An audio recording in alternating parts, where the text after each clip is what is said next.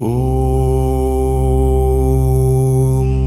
कृष्णाय वासुदेवाय हरये परमात्मने प्रणताः क्लेशनाशाय गोविन्दाय नमो नमः।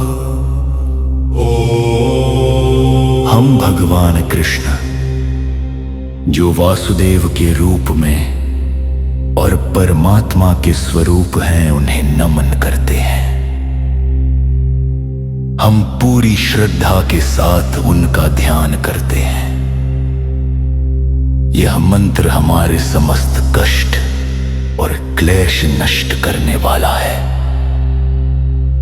हम प्रार्थना करते हैं कि गोविंद की कृपा से हमारे जीवन में शांति, प्रेम और आध्यात्मिक उन्नति हो।